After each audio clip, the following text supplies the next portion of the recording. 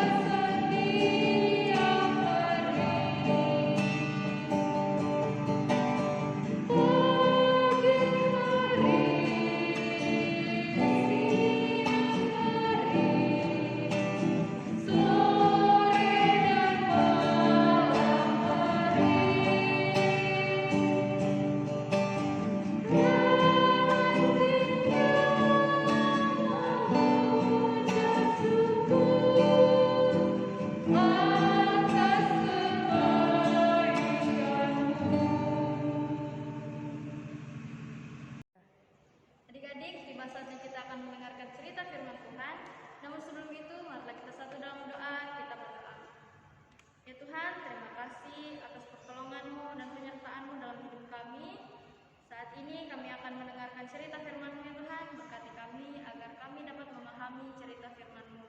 Ya Tuhan, berkati kami ya Tuhan, supaya kami bisa mendengarnya dengan baik. Ya Tuhan, adalah doa kami dalam nama Tuhan Yesus. Haleluya. Amin.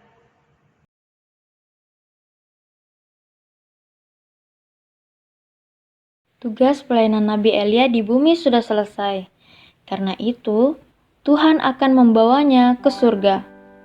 Tuhan juga sudah menyiapkan seseorang yang akan menggantikan Nabi Elia. Adik-adik, dua orang ini bernama Elia dan Elisa.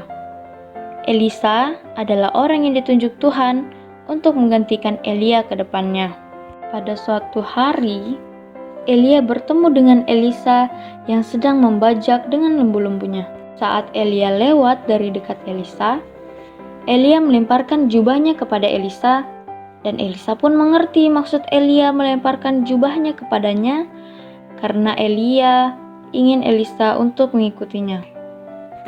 Karena Elisa ingin pergi mengikuti Elia, maka Elisa mengejar Elia dan berteriak, biarkan aku bertemu dengan orang tuaku dulu sebelum aku pergi bersamamu." Elisa meminta agar Nabi Elia mengizinkannya mencium ayah dan ibunya sebelum pergi mengikutinya. Nabi Elia pun mengizinkannya, maka bergegaslah Elisa pulang ke rumahnya dan membawa lembunya dan memotong serta memasaknya, lalu ia makan bersama dengan keluarga dan teman-temannya.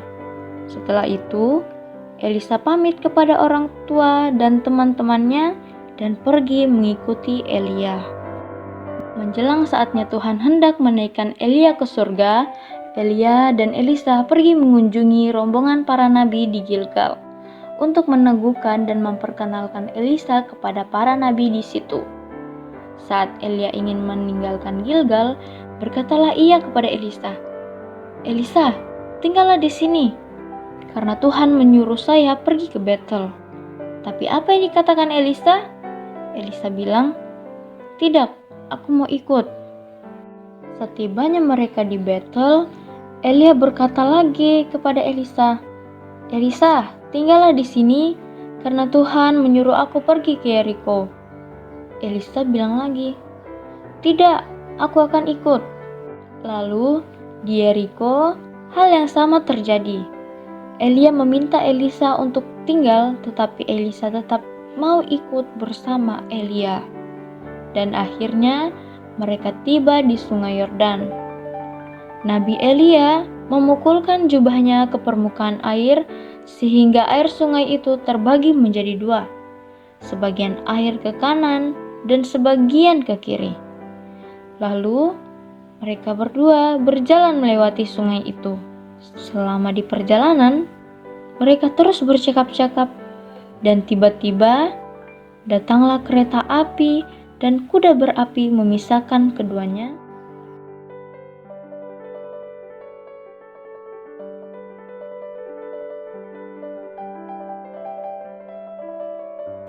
Dan Elia naik ke surga dalam angin badai.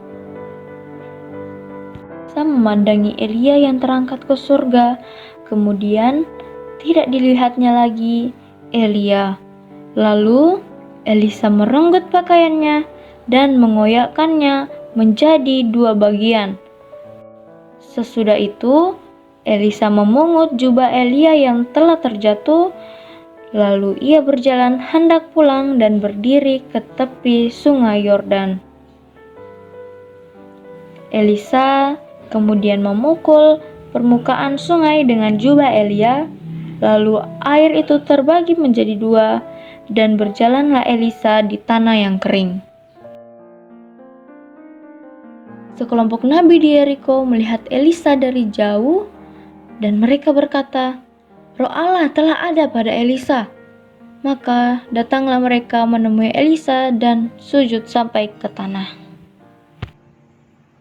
Adik-adik, mari kita buka Alkitab kita dalam kitab 2 Raja-Raja pasal yang kedua, ayat yang ke-9 sampai ayat yang ke-15. 2 Raja-Raja pasal 2 ayat 9 sampai yang ke-15.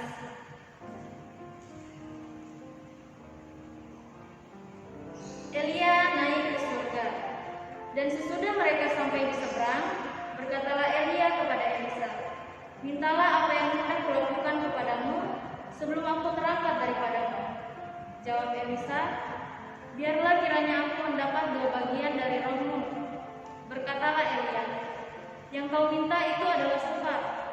Tetapi jika engkau dapat melihat aku terangkat daripadamu, akan terjadilah kepadamu seperti yang demikian. Dan jika tidak akan terjadi." Sedang mereka berjalan terus sambil berkata-kata, tiba-tiba datanglah kereta berapi dengan kuda berapi memisahkan keduanya. Lalu naiklah Elia ke surga dalam angin badai. Ketika Elisa melihat itu, maka berteriaklah ia, "Bapakku, Bapakku, kereta Israel dan orang-orangnya yang berkuda." Kemudian tidak dilihatnya lagi, lalu direngutkannya pakaiannya dan dikoyakkannya menjadi 2 koyakan. Sesudah itu dipungutnya jubah Elia yang telah terjatuh, lalu ia berjalan hendak pulang dan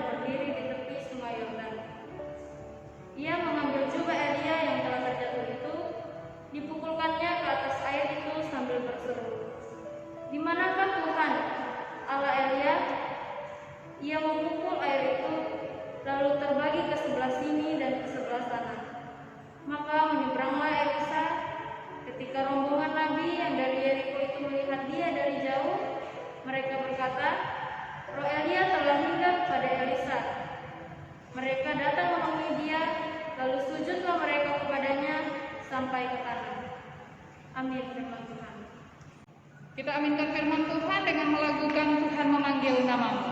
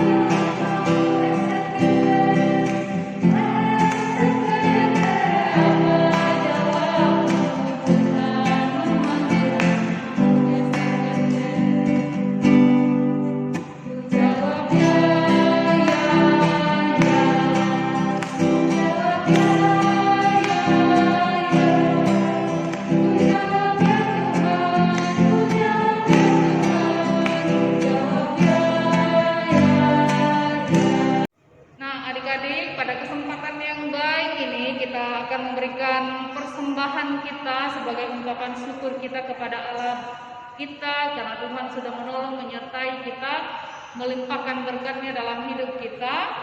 Dan kita juga diingatkan dari firman Tuhan lewat Mazmur 54 ayat 8, "Dengan rela hati aku akan mempersembahkan korban kepadamu, bersyukur sebab namamu baik ya Tuhan." Sambil kita memberikan persembahan kita mengiringinya dengan melakukan syukur kepada Tuhan.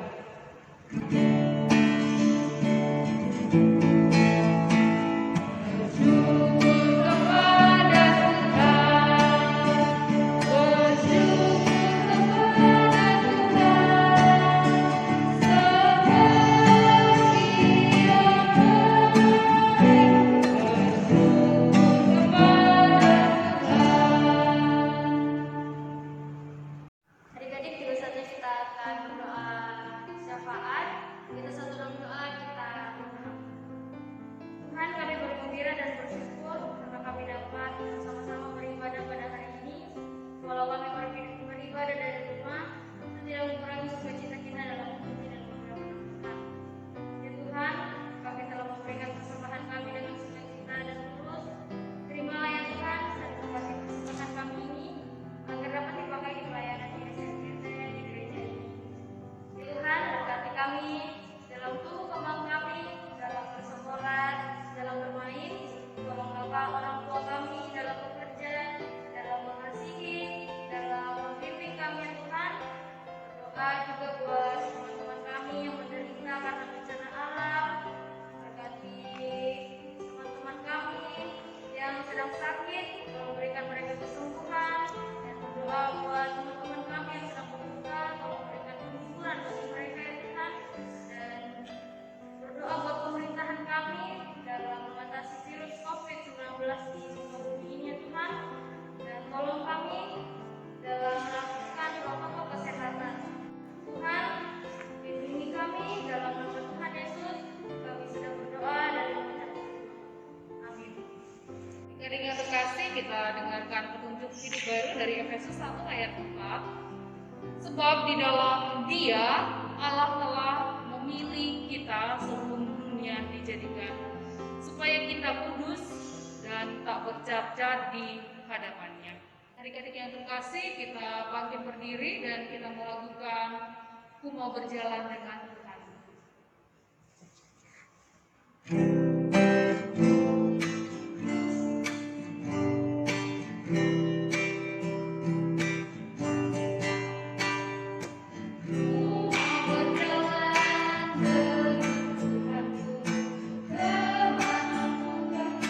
Mari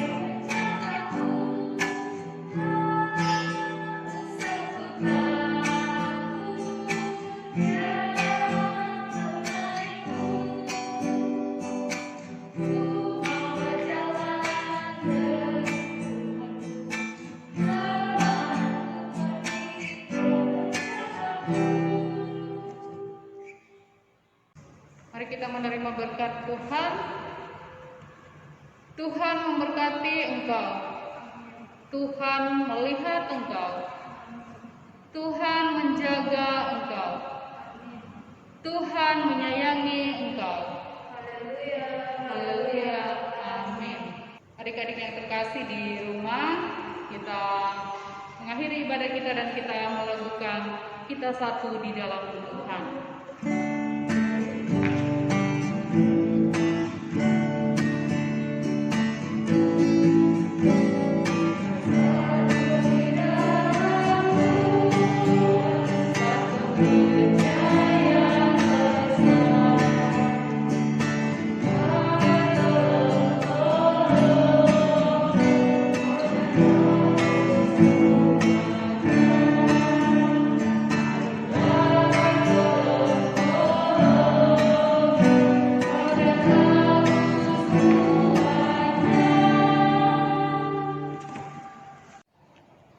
Demikianlah ibadah kita hari ini. Tuhan Yesus memberkati.